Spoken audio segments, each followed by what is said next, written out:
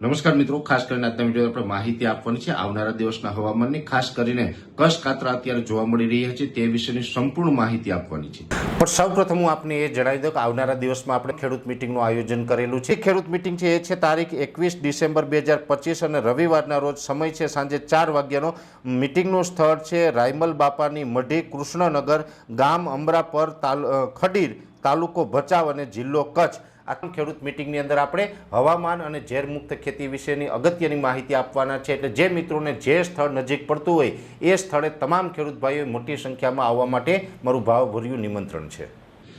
હું હવે આપને એ જણાવી દઉં કે અત્યારે જે પ્રમાણે જોવા જઈએ તો રાજ્યની અંદર ઘણા દિવસથી ઘણા ખેડૂત ભાઈઓ છે જે આપણે કચ્છ કાતરાના આધારે જે અવલોકન કરતા હોય છે એ મિત્રોની, ઘણા બધા મિત્રોની કોમેન્ટ આવી રહી હતી, મને ફોન કોલ્સ આવી રહ્યા હતા કે પરેશભાઈ, આ વર્ષે જે માવઠું થયું દિવાળી પછી, એ માવઠા પછીથી કચ્છ જોવા નથી મળ્યા। ત્યારે માવઠાના લાંબા સમય પછીથી અત્યારે આપણે કચ્છ દેખાઈ રહ્યા છે। લગભગ 1.5 મહિના જેવો સમય થઈ ગયો છે માવઠાના, ત્યાં સુધી આપણે કચ્છ ન દેખાણા, પણ હવે આપણે 45 દિવસ પછી કચ્છ જોવા મળી રહ્યા છે। એમાં પણ ખાસ કરીને ઉત્તર ગુજરાતના છૂટાછવાયા વિસ્તાર છે, કચ્છ જિલ્લાના અનેક વિસ્તારો છે, સૌરાષ્ટ્રના છૂટાછવાયા વિસ્તારો છે અને એની સાથે મધ્ય પૂર્વ ગુજરાતના ભાગો છે, એની અંદર 2-3 દિવસથી આકાશમાં કચ્છ જોવા મળી રહ્યા છે। એટલે કે વાદળના જે આકાશમાં લીસોટા થઈ જતા હોય, અમુક જગ્યાએ ઘાટા વાદળ થાય, આ પ્રકારનો માહોલ જોવા મળી રહ્યો છે। આની પાછળનું મેઇન કારણ છે કે અત્યારે જે શિયાળા દરમિયાન WD એટલે કે વેસ્ટર્ન ડિસ્ટર્બન્સ પસાર થતા હોય છે, પશ્ચિમી વિક્ષોભ પસાર થતા હોય છે, એમાંથી એક મજબૂત પશ્ચિમી વિક્ષોભ છે એ અત્યારે પસાર થઈ રહ્યું છે અને એનો ટ્રફ હોય છે એ પાકિસ્તાનના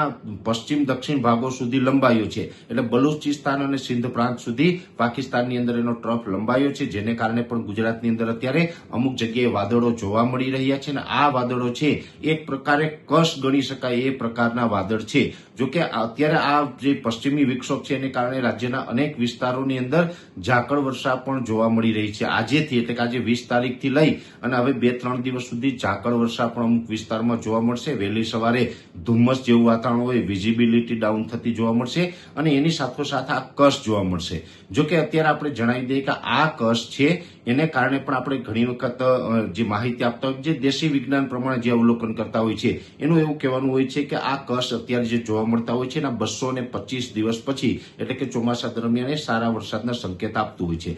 જોકે દેશી વિજ્ઞાન પ્રમાણે માત્ર કચ્છ નહીં, હોળીના પવન હોય, ચૈત્રી દનૈયા હોય, અખાત્રીજના પવન હોય, બીજા પણ ઘણા બધા પેરામીટરો છે એના આધારે અવલોકન થતું હોય। જ્યારે આપણે જે વાર્ષિક કાર્યક્રમ બનાવતા હોય છે, વાર્ષિક કાર્યક્રમ આપણે દર વર્ષે એપ્રિલ મહિનામાં લોન્ચ કરીએ છીએ, સંપૂર્ણ ટેકનોલોજીના આધારે આપણી આગાહી છે એ સેટેલાઇટના માધ્યમથી થતી હોય, જેની અંદર IOD છે, MJO છે, અલનીનો છે, લાનીનો છે વગેરે પેરામીટરોનું પ્રિડિક્શન કરવામાં આવતું હોય છે। પણ જે દેશી વિજ્ઞાન પ્રમાણે જે ઘણા બધા મિત્રો અવલોકન કરતા હોય એના માટે એક ચિંતાનું કારણ હતું કે આ વર્ષે લાંબા સમયથી કચ્છ જોવા નથી મળ્યા, પણ એ હવે આપણે સારા સંકેતો અત્યારે કચ્છ છે આપી રહ્યું છે, કેમ કે દેશી વિજ્ઞાન પ્રમાણે પણ અનેક પેરામીટરોમાંનું આ એક માધ્યમ છે। એટલે આ એક માધ્યમ છે એ ક્યાંય ને ક્યાંય નબળા સંકેત આપતું હતું, એની અંદર છેલ્લા 2 દિવસથી આપણે પોઝિટિવ બાબત જોવા મળી રહી છે કે રાજ્યના અલગ અલગ વિસ્તારમાં કચ્છ દેખાવાનું ચાલુ થયું છે। એટલે આ કચ્છ છે હજુ પણ 2 થી 3 દિવસ સુધી કન્ટિન્યુ જોવા મળશે। લગભગ આપણે 22-23 તારીખ અને અમુક વિસ્તારમાં 24 તારીખ સુધી પણ જોવા મળી શકે છે, કેમ કે પશ્ચિમી વિક્ષોભ છે એ ખૂબ બહોળું સર્ક્યુલેશન સાથે લઈ અને ચાલી રહ્યું છે, એને કારણે લગભગ 23-24 તારીખ સુધી રાજ્યના અલગ અલગ વિસ્તારોમાં એની અસર જોવા મળી શકે છે અને વાદળછાયું વાતાવરણ જોવા મળી શકે છે। એટલે ખાસ આ એક જે આપણે કચ્છ અત્યારે જોવા મળી રહ્યા છે, વાદળછાયું વાતાવરણ જોવા મળી રહ્યું છે, એની પાછળનું કારણ છે પશ્ચિમી વિક્ષોભ WD એટલે કે વેસ્ટર્ન ડિસ્ટર્બન્સ।